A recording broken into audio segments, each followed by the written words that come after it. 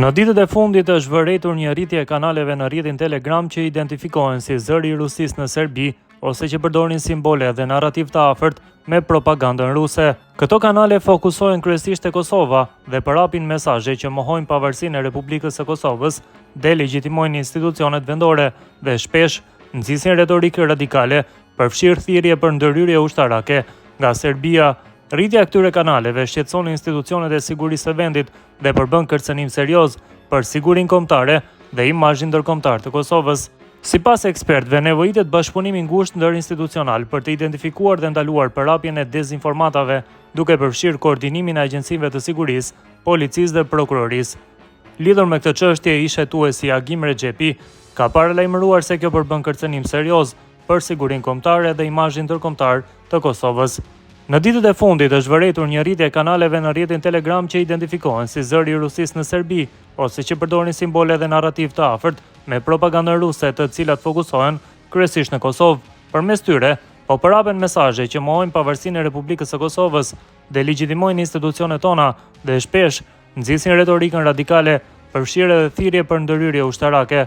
Ky është një zhvillim shumë i rrezikshëm për sigurinë e vendit. Fushatat e tilla të dezinformimit dhe ndikimit të huaj janë pjesë e një strategjie më të gjerë që synon të dëmtojë imazhin ndërkombëtar të Kosovës, ta minojë besimin e qytetarëve tek institucionet shtetërore dhe të krijojë përçarje në opinion.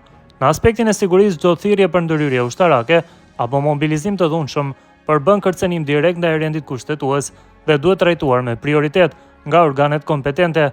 Nevojitet bashkërendimi plot ndërinstitucional i agjencive të sigurisë, policisë dhe prokurorisë për të identifikuar burimet e këtyre kanaleve dhe për të penguar përhapjen e tyre, ka theksuar ai.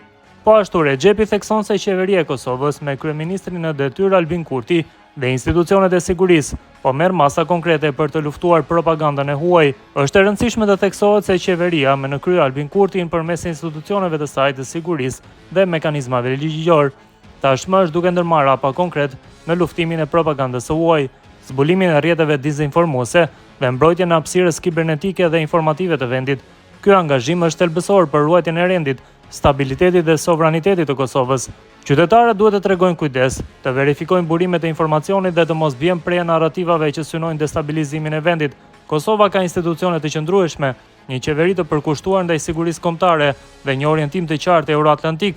Çdo përpjekje për të dobësuar vendin përmes propagandës apo ndikimit të huaj do të dështojë, sepse siguria dhe stabiliteti i Republikës janë prioriteti ynë kombëtar, ka përfunduar Rexhepi. Ndërkaq që eksperti i sigurisë Arben Dashevci ka deklaruar se kanalet e sponsorizuara nga Rusia në Telegram përhapin propagandë dhe urrëtie ndaj Kosovës dhe ai e cilëson këtë si luftë hibride.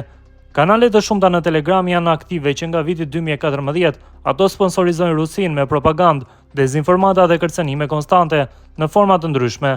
Ato prezantohen si zëri i Rusisë në Serbi ose përdorin simbole ruse si flamorin e të tjerë dhe fokusohen kryesisht te Kosova me një urrëtie patologjike, mendoi unë. Aty promovohen mesazhe që delegjitimojnë institucionet e Kosovës, mohojnë pavarësinë e saj dhe shpesh nxisin retorikë radikale, përfshirë thirrje për ndërhyrje ushtarake.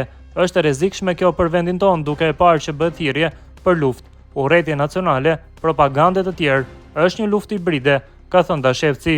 Mendoj që kjo propagandë nuk ka sukses në praktik në vendin tonë, duke pasur parasysh vigjilencën e organeve tona të sigurisë dhe partneritetin me reaguesin e dytë dhe të tretë. Serbia ka probleme të mëdha të brendshme, sikur më parë me qytetarët e vet, me protesta që po kulmojnë dhe si duket nuk ka kthim mbrapa atje, thekson Dashevci.